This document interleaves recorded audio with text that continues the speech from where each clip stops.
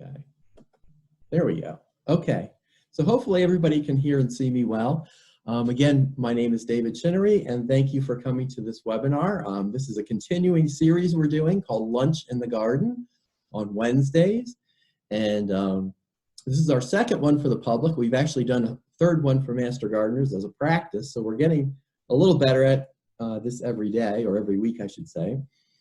And certainly it's a blustery, cold day out there, so I appreciate you all joining us here today and talking a little bit about soil.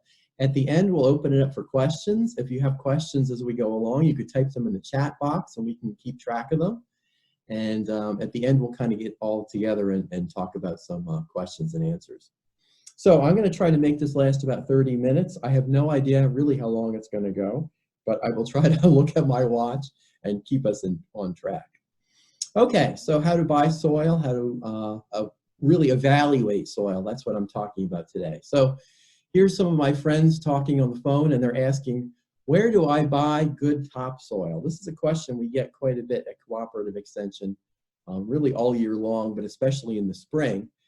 And I guess the retort I have to that is maybe a better question is, how do I determine if what is for sale is a desirable soil? I can't necessarily tell you where to buy good topsoil because I don't buy topsoil every day. We don't keep a list of the quality of people that sell topsoil. We don't have lab tests from all of them. We haven't had samples from all of them. We do have kind of an idea of who sells it in the Capital District, and I'll put that list up at the end. But really what I'd like to do today is give you some of the information about how to evaluate soil. So when you go out to look at soil, maybe you're making a raised bed, maybe you're adding to a garden or whatever, we're going to give you some of the tools you can take with you, and then you can see what you think of this soil. We're going to tell you how to evaluate it yourself. I've worked for Cooperative Extension for 31 years, and I've seen some disasters, and I'll tell you about a few of those as we go along today. But sometimes soils are very poor when we buy them. And most of the time we get good quality stuff, but sometimes we do see some very poor quality stuff. So this talk sort of goes along with last week. We talked about building raised beds, and we didn't answer the question last week, what were we going to use for soil in our raised beds? So today this is kind of answering that question as well. And I think really building the raised bed is the easiest part. The trickiest part of this kind of a project is finding the soil to put in the raised bed. So again, hopefully we'll give you a few answers. And really the genesis of this talk came from a newspaper article I wrote. And for some reason I got it in my head that I was going to be pretending I was Moses. And what would Moses say the 10 commandments of buying soil were? So I'm going to give you 10 points today about soil. Okay, and we'll discuss these commandments or these ideas one by one. So number one, of course, is there's no legal or official definition of topsoil. We see this word used all over the place, topsoil, but topsoil doesn't have a real definition. It can mean almost anything under the sun. So that means that buyers must beware because there's no standards, there's no legal definition, there's no recipe. So topsoil to one person can mean something else to someone else, okay? I sometimes chuckle when I see organic topsoil for sale. What in the world does that mean? I personally think that the word organic is a great buzzword. It gets people excited about things and thinking they're good quality. So if I put organic topsoil for sale, it must be even better. Well, is soil organic? Well, it has organic matter in it, but it's not organic itself, it's mineral. So you've really got to educate yourself and or trust your supplier when you get into this kind of a situation of buying soil, because it's kind of a jungle out there. So again, we're going to learn about what's going on. Where is this stuff coming from? Well, you could be buying native soil that's been stripped off the land from some other part of Rensselaer County or Albany County or wherever and sold. So it could be literally soil that maybe has come from an old farm field, or it could be manufactured soil. And what I mean by that is it could be a little soil from here, a little compost from there, some sand from someplace else, and mixed together like in that bottom picture. And what could be some of these ingredients in this manufactured soil? Well, it could be, again, sand, silt, and clay, which we're going to talk about are the main components of soil. But it could be compost, it could be wood chips, it could be human composted waste. We've seen that being sold as topsoil. So you don't know what these ingredients are, you can ask and hopefully you can get some answers, but it can be lots of different things out there. So it could be, again, a native soil or a mixed up and manufactured soil. Number two, of course, I had to work a Volkswagen bus into this because that's my favorite car, but that's telling you to go on a road trip. Never buy soil without taking a good look at it. We can call somebody up, we can say, deliver me 3 yards of soil, but is that really a good idea?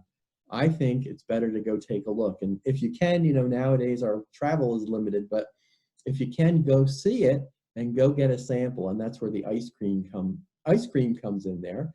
It's like buying an ice cream cone. I go into this store with 31 flavors. I want to try a couple flavors. So I want to look at some samples. I want to pick this up and feel it. And that's really what I'm going to get you to do today, is to go look at the soil before you buy it, touch it, feel it, and evaluate it. Okay? Now you're going to ask, what does this mean when I'm buying bagged soil? Well, that's even harder, right? Because it's in these bags, it's stacked up at a nursery or a garden center or whatever, and we can't see in there. Well, one of my horror stories is, years ago, my father bought bags of soil, labeled topsoil, that contained a half clay, half sand mixture so unworkable, we had to take it to the landfill and throw it away. And that's really a true story.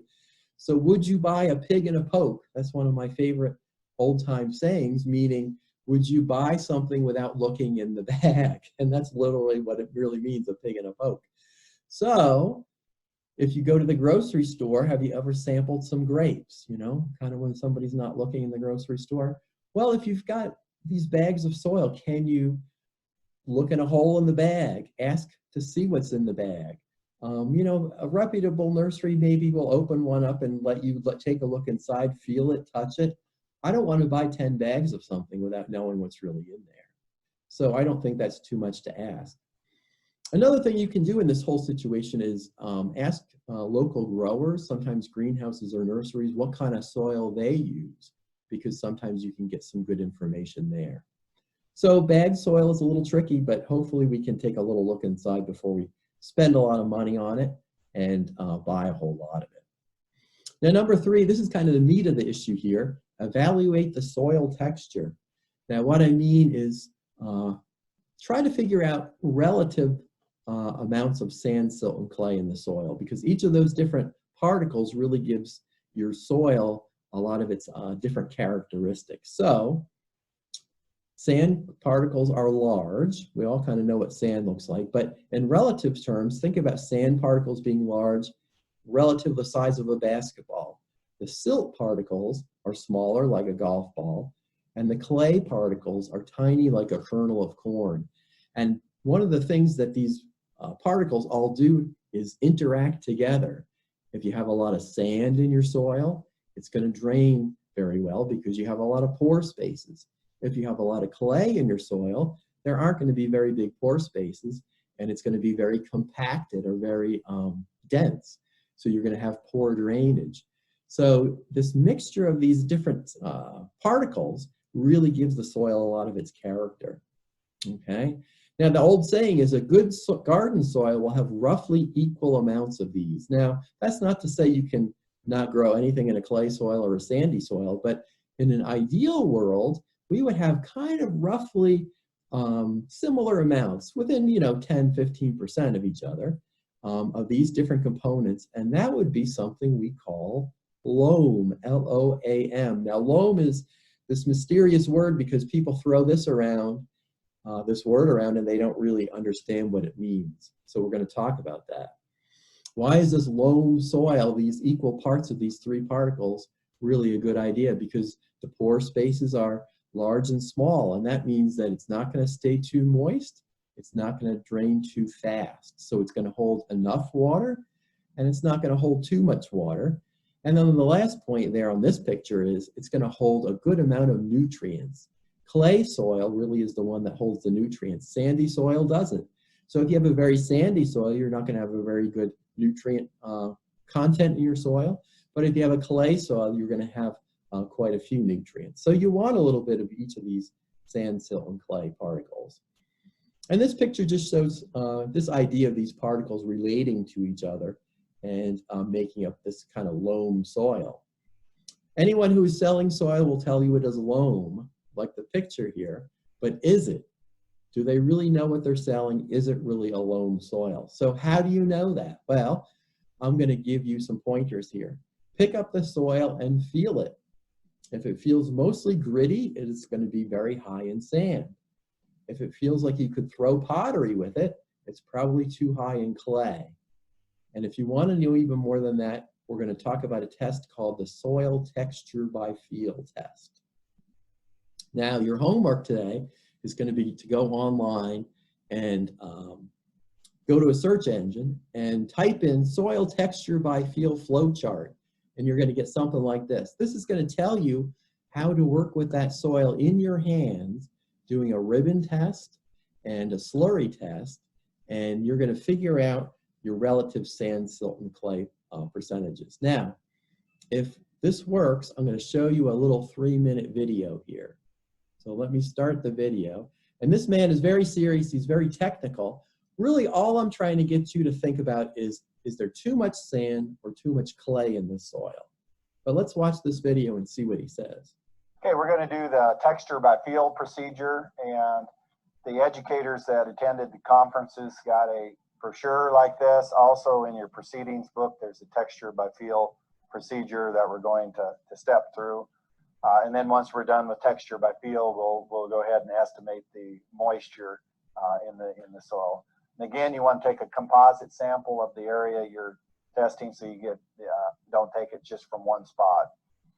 Okay, to start, we're going to go ahead and take 25 grams of soil in the palm of my hand, and we're going to add water if it's not moist enough. In this case, I've already pre-added water. And the first thing it does is the soil, it asks the question, does the soil remain in a ball when it's squeezed in the palm of your hand? And here you see an example. It does maintain a ball like a moist putty. And then the next question we go to, does the soil remain in a ball when squeezed? And the answer is yes, it will. If it doesn't, if it falls apart, it's too dry and I need to add some more moisture. So you want to have your water source close by. And then we want to place the ball. The next step is to place the ball between the thumb and forefinger, and then gently push the soil with the thumb, squeezing it upward into a ribbon like this. And then form a ribbon of uniform thickness and width and allow the ribbon to emerge and extend over the forefinger, breaking from its own weight. Now you see that it's broke. So it did form a ribbon, so we say yes to that question. The next step is to make a weak ribbon that's 1 inch, less than 1 inch long before breaking. And if you notice, it's right at 1 inch. So I'm going to say yes, that it broke at less than 1 inch. And then the next question is to go on down to excessively wet a small pinch of soil between the palm of your hand. So we want to make it really wet like this. Okay, so we can feel what it feels like. And it says, does the soil feel gritty? Or does the soil feel very smooth? Or is it neither gritty or smooth? So I'm gonna have either a sandy loam, a silt loam, or a loam if you follow through. And in this case, it does feel gritty. Okay, so it's going to be a sandy loam texture. If it felt smooth, if I didn't feel that the grittiness in there, then it would be a silt loam. If it felt neither gritty or smooth, then it would be considered a loam. Okay, to summarize what we want to accomplish with the texture is we want to classify the soil into a texture grouping, either a sandy loam, silt loam, loam, sandy clay loam, silty clay loam, sandy clay, silty clay, etc. And the importance of that is that different textures have different available water capacity. For example, a silt loam would have about 2.5 inches of available water capacity versus a fine sand, when you get on the sandy end of the scale, it may have less than 1 inch of water. So that's real important for things like nutrient management. It's also important to know your texture to get an idea of cation exchange capacity and other important soil properties, and how to properly manage your soil. So that's the primary reason we want to do soil texture. Okay, so that was very nice. Let's see if I can make it move on here. All right, now he got a little technical there, but I think I really just want you to think about, does a soil have a lot of clay in it? Does it have a lot of sand in it? Because if I've got too much of either of those things, then it's going to be not a great soil for your garden. So don't get too hung up on some of the terminology there. This is a textural triangle. I just throw this up here to show you that there's all these different combinations of soils. And this is some of the names here. You don't have to worry about this. But if you do that flow chart, which is really pretty easy, you're going to get a good idea about what your soil is like in these characteristics. So I couldn't do my own video because I'd have to film it myself here because I'm isolating here during the day. But I did a ribbon test on my own garden soil, and I got my ribbon to be about 1 inch long. So it formed what's called a weak ribbon. And then I did my slurry test, and that's what that looks like. And I felt an equal amount of smoothness and grittiness in my garden soil. And I literally have loam soil. So I'm pretty lucky that I have loamy soil in my garden. But even if you're not going to be buying soil this spring, go out and try testing your own garden soil and see what you get, because you're going to really be learning a lot about your soil quality. Okay, number 4, this is just simply that darker soils tend to be better quality. Why is that? Because darker soils have formed near the surface of the ground. This is a picture showing horizons or a slice down in the earth. And the top soil is that top layer there, that A surface layer, and that tends to have better growing quality and more organic matter. So our native soils, if we were to go outside and take a slice down, we might see that they're darker on top, and we would want darker soil. Now, again, if somebody's mining soil from a field or a hillside, they could be selling you some of these lower layers. So if you see some soil that's very pale in color, it might be subsoil, and that tends to have lower nutrients in it, and it tends to either be very clayey or very sandy. Our soils in this area tend to have between 2 and 6% organic matter, and the organic matter tends to be the dark stuff. So a soil that has more organic matter in it tends to be a darker color. So look for your color when you're evaluating soil. And here's a nice picture that I found. They're mining these layers of soil, and what are they doing with them? Well, some of that soil is not going to be great for a garden if it's from, many feet down into the ground. It's going to be probably not a lot of nutrients in it and have some really undesirable characteristics. Does it stink? I've witnessed some soil that smelled like Secaucus at low tide. If you're not familiar with Secaucus, it's a place in New Jersey where I'm from. Well, I'm not from there, but it's from the state I'm from, and it doesn't smell very good, okay? And what's in that soil? A good soil should smell like the good earth. Even mixes with animal manure should not stink. This comes from my neighbor who used to buy soil every spring from a local supplier, and it had a horrible smell. It took about a week for that to go away. And I was always saying, do you know what's in that soil? And he was pleased enough with it, but I think there was some questionable stuff in there. So soil should not smell bad. It should smell good, or it should be neutral. Watch out for a large amount of wood chips. Why would a soil mix contain a high amount of wood chips? Why would a hot dog have mysterious things in it? They're called bulking agents. I can get rid of wood chips if I mix them in soil and sell it as topsoil. The trouble with that is a couple things. Microbes in the soil are going to start to break down that wood, and the microbes are going to use up nitrogen, and nitrogen is what your plants want. So wood chips in soil aren't always a really great idea.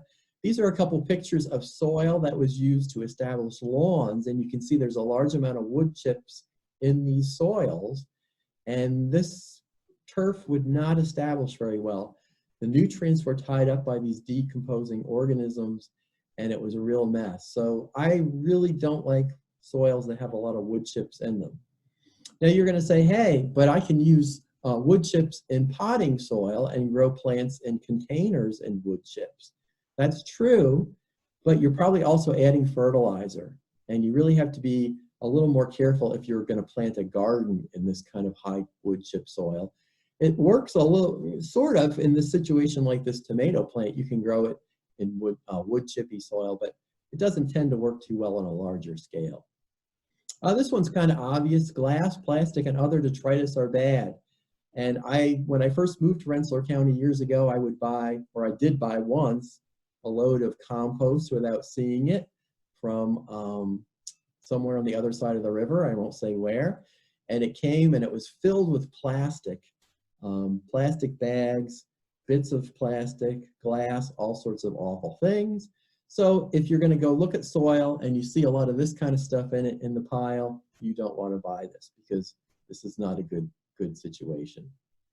Watch out for weeds. Now, of course, this is kind of a tough one because weeds are very tricky, but look around near the soil piles. Are there weeds around the piles or on the piles? Do you see any signs of rhizomes in the pile of soil if you're going to look at it? You might want to dig a little bit of soil there. Take a look. Do you see long, stringy roots? That could be an indication of plants like Equisetum, Artemisia vulgaris, and Polygonum cuspidatum. These are three really bad actors that we see traveling in soil and wood chips here in the Capital District. So I'll just briefly show you these guys. This one, Equisetum, is often found in wood chip piles, and people will buy wood chips or compost or soil, have it moved onto their property, and a year or two later they see these crazy little green, scrubby looking plants growing, and it's called Equisetum. And you can see by that diagram, this has a large root system or rhizome system. So if you were to go look at the pile of soil, you might see some of those rhizomes in there if you're lucky. Mugwort, again, is another rhizomatous perennial plant, grows several feet tall, spreads like the dickens. And again, you don't want to buy any kind of soil that has obvious rhizomes in it, because you might be getting mugwort. And this is very common to see this pop up in newly constructed landscapes. And probably the worst one of all is Japanese knotweed. There's been lawsuits about this being moved in soil. And I just found this nice picture of this very woody root there.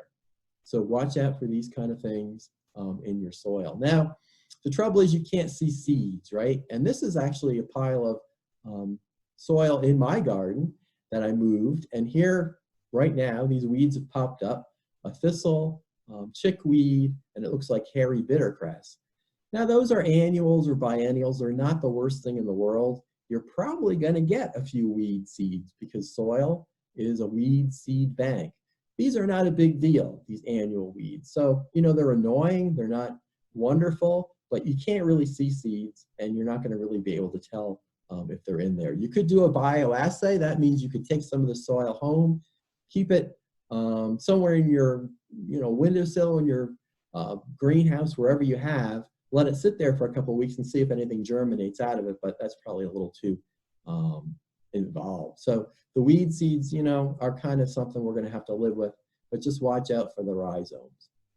And then the last two here are things you can do and be proactive about.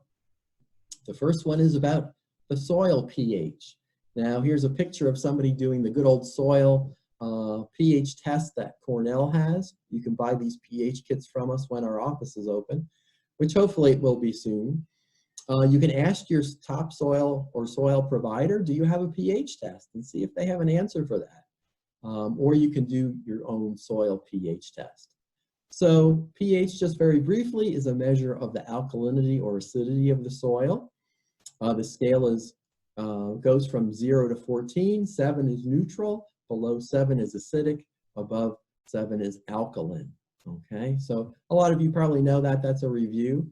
And why is this important? The soil pH will really influence the availability of the nutrients to the plants.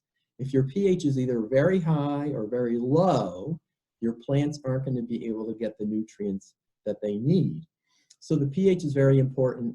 one of the really important aspects of soil, and it's fairly easy to measure.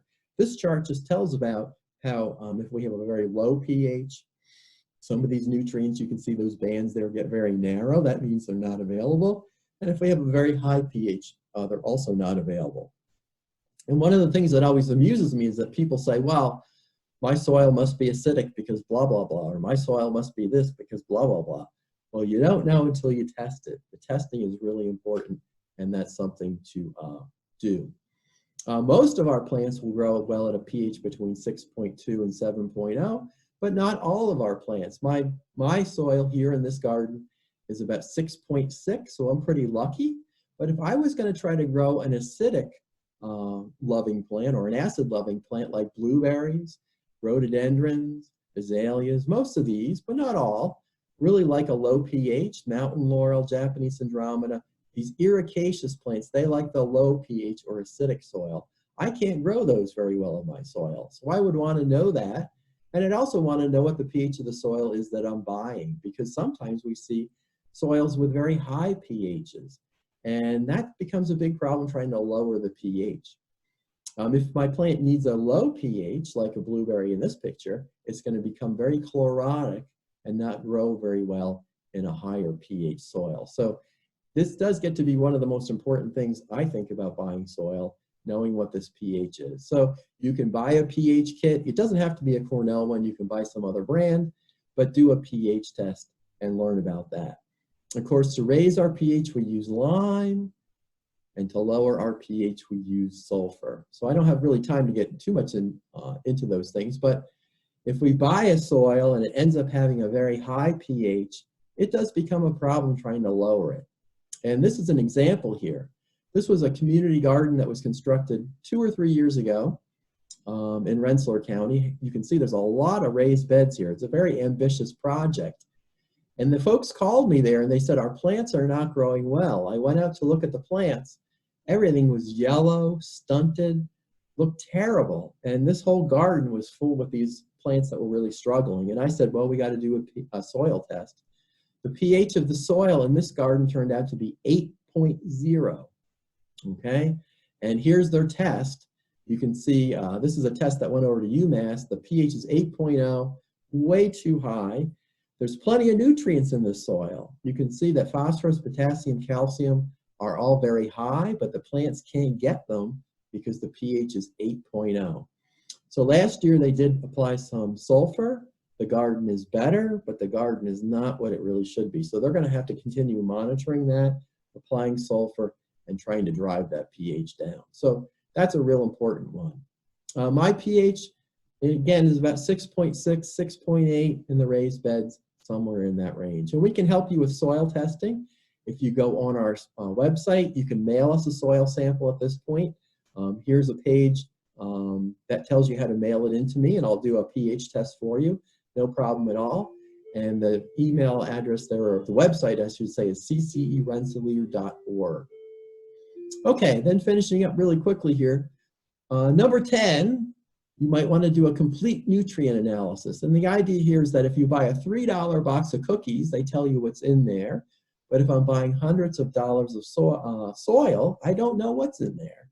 And again, that's a soil nutrient test. Now, we send our soils over to UMass, University of Massachusetts, and they do a test for us that includes pH, phosphorus, potassium, magnesium, calcium, aluminum, iron, magnesium, zinc, organic matter, and gives you crop recommendations for 3 crops. So if I'm growing vegetables, flowers, and a lawn, I get a recommendation for all 3 of those. It's a really nice test, and unfortunately the lab is closed at the moment, but when things open up, we can help you with that, and we can send them over to UMass for you. How much phosphorus is in soil? Well, you don't know until you test, right? Here's an example of what's in New York. New York soils, this is data from Cornell. They did a survey of all these soil tests.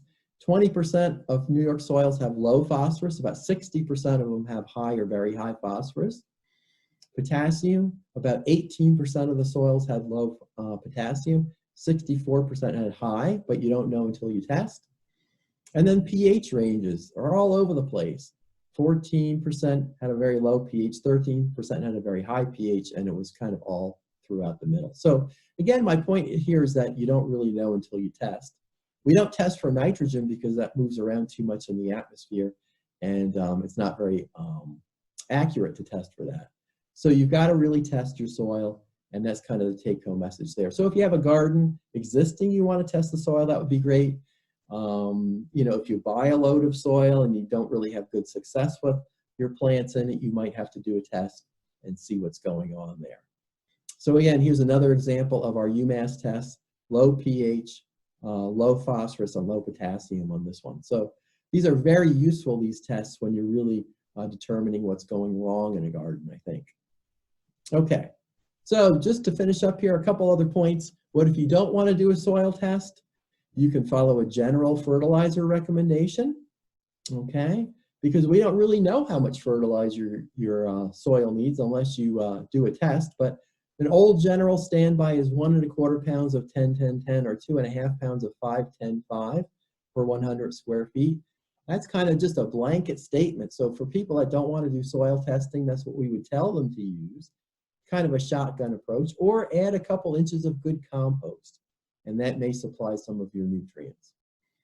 So after all this, you don't want to buy topsoil. I hope I haven't scared anybody away, but just giving you some pointers. Think about this. You can also make your own manufactured soil for your raised beds. And I'll just show you this very briefly here because we're running out of time. But Square Foot Gardening, one of my favorite gardening books by Mel Bartholomew, talks about making your own raised bed mixture. And Mel's mix is 1/3 peat moss, 1/3 coarse vermiculite, and 1/3 compost by volume. You mix that together, and that's what he recommends you use to grow in a raised bed. That's one approach. Purdue, I'll let you look this up on the internet yourself, but if you Google Purdue soil mix, you're going to get a couple different answers here. Here's a mixture that has soil in it, organic matter, vermiculite, and fertilizer. So you can make your own mixture there and put that in your raised bed. There's a no soil mix. If you don't have any soil to put in, you can use peat moss, vermiculite, brown limestone, and that's a Purdue mix. So there's different ways to do this. They're probably going to work okay for a raised bed. And the trick here is that since you don't have a soil component, you're going to really have to add the fertilizer, because things like peat moss and vermiculite have no real nutrient value in and of themselves. So that's kind of my talk here today. This is just a list of different places that do sell soil in our area. We're going to put this video up, so if you want to go back and take a look at it, it will be on our YouTube channel. You can always email me. My email, I should have put it up here, is dhc3@cornell.edu, and we love to answer your questions. I'm going to stop sharing this now, and maybe Marcy can unmute folks or see if there's any questions. There I am. So there are a few questions in the chat box I could just read to you if you wanted me to. Sure. Okay. All right. The first one is, she is going to be planting veggies in a pot. So she wanted to know if you were going to discuss potting soil. I'm going to be planting veggies in a pot. Which type do I need? Well, there's a lot of different answers to that. You can go buy a bag of soil from your nursery. If you can take a look at it, you might get an idea how good it is. But if you go back to that Mel's mix, it was 1/3 compost, 1/3 vermiculite, and 1/3, what else? Peat, I think it was. Yeah. So you can use a mixture like that. I would Google that Purdue website. I really like that website a lot. It talks about Purdue soils. I think if you Google Purdue soil mixes, you're going to get to that website. It's going to explain those different things I just showed. If I'm making a lot of container gardens, I will tend to do that. I will go buy the ingredients individually and mix it up myself. So I kind of like that approach better than just buying bags. That same person asked you to explain what chlorotic is. Oh, sorry about that. Chlorotic means it's turning yellow. Your foliage is turning yellow, and it could be a lack of nutrients. Could be a few other things too, but I shouldn't throw the word out there, but chlorotic just means it's turning yellow. And if your pH is very off, you'll have yellow color. Someone else asked, should I ask if the soil I buy, they move as others come in, so it's hard to keep up. Should I ask the soil I buy is free of jumping words? Can I believe the salesperson? Well, we're going to be talking about jumping worms on this lunch on Wednesdays in the garden eventually. So I don't want to talk too much about jumping worms, but jumping worms are a big and growing problem in the area. If you are looking at soil in July, August, September, and there were going to be jumping worms in there, you would see them. Early in the season, the jumping worms are going to be in the egg phase. So right now, you wouldn't see the jumping worms. So yeah, that's another reason to go look at the soil itself, isn't it? If my container is really deep, can I have lesser soil on the bottom of container? Yeah, some people, if you're planting a very deep container, some people will fill maybe, or put some empty 1-gallon milk jugs in there, the plastic jugs, just to take up some space. You don't have to fill up a whole container with soil. You can use sort of other things to put down in the bottom. I like the idea of the milk jug. Somebody mentioned that last week. I actually have a couple containers that I put those dreadful packing peanuts in the bottom. And since they're in the bottom of the container, they don't ever come out. And they're not really bothering me, but I don't really like those packing peanuts. But yeah, put a few other things in there. If you're growing in a container, you probably only need about a foot of soil to grow almost anything. So I have some planter boxes that are like 3 feet deep. I don't want to fill that whole thing with soil. So I put other stuff down in there. Someone asked, why send the test to UMass and not Cornell? UMass will give you 3 recommendations for your money. So if I sent my soil to UMass, I can get a recommendation for a lawn, for a fruit tree, for a vegetable garden. Cornell doesn't really test soil anymore. Cornell has given its business to a private lab, and the private lab will only give you 1 result. And also we've gotten very good results from the UMass lab, and we were having some trouble with the one that was not at UMass. David mentioned that Japanese knotweed. Any suggestion for reducing a well-established 10 years and expanding patch? Well, that's kind of a big question. It's probably going to involve using herbicide and doing a lot of cutting and being persistent in that. And that's kind of a question I don't think we need to get into at the moment, but that's a big one. Someone thought that you might want to explain what a cubic yard is. 3 by 3 by 3, 27 total cubic feet. Width times length times height is feet divided by 27, 1 cubic yard. So math equations. Yeah. Well, I mean, if you buy soil or anything in bulk, it's going to be sold by the cubic yard. So that is 27 cubic feet. So if you had a raised bed, let's say we made a raised bed, it was 1 foot deep, and it was what, 8 feet long and 4 feet wide. That would be 32 cubic feet, right? 8 times 4. So you would need a little bit more than a yard of soil. So, you know, yard is 27 cubic feet. Do chemicals in those pH soil kits ever go bad after you've had it for a while? Yes.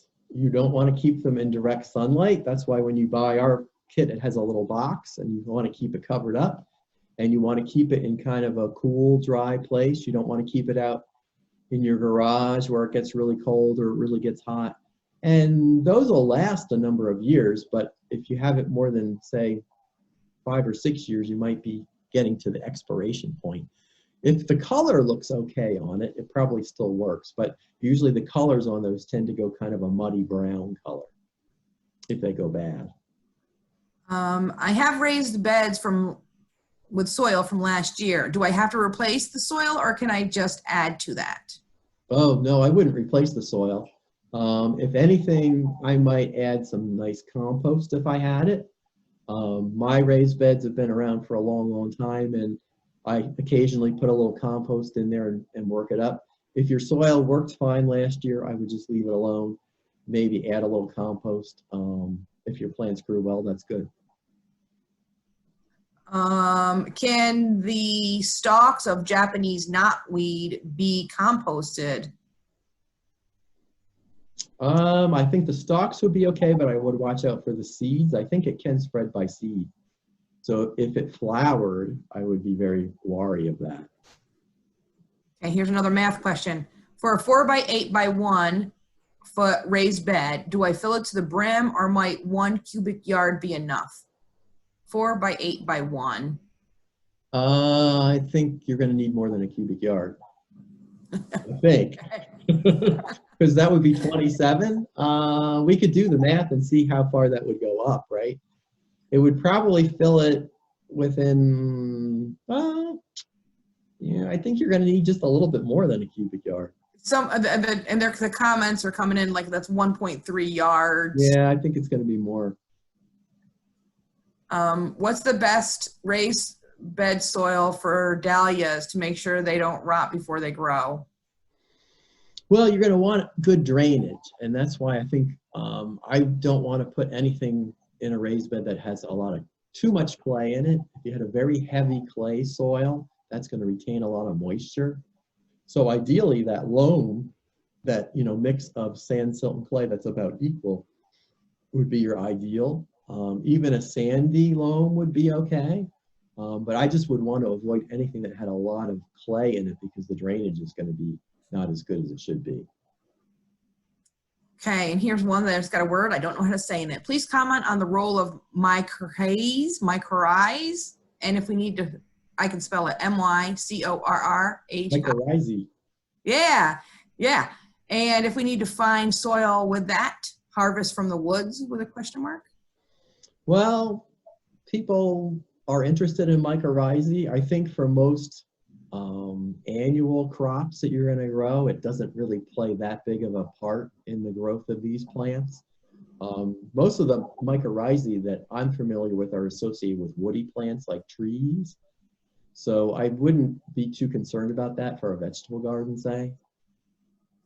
And probably the soil you're going to buy it could have mycorrhizae in it. We had a very interesting talk by a scientist who studied mycorrhizae in the fall, and she was not really overly enthusiastic about the stuff that you buy as far as mycorrhizae additives.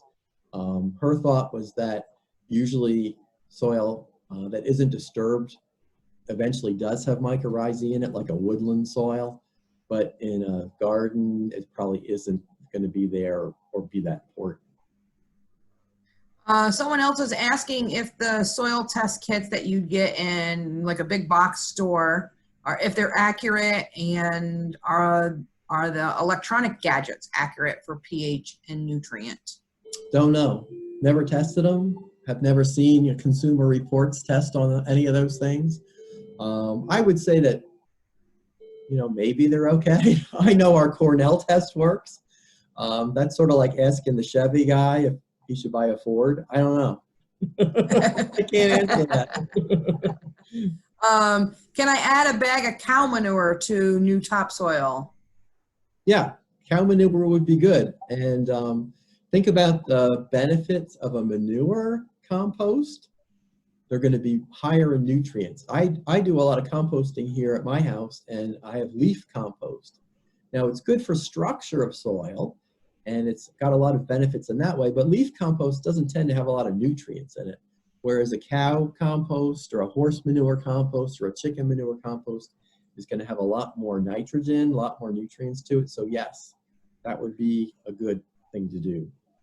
That leads right into, can I put leaves in the bottom of my raised bed? I guess you could. I'm not sure why you would want to do that. Fill space, I'm not sure. Yeah. I don't think there's any benefit to that. And it looks like the questions are winding down. There's another one, off topic, any special considerations for gardens in area with lots of deer? Get a fence. You've either got to get a fence or you've got to do the repellents. That's a whole topic in and of itself. Right. And that looks like that's all the questions.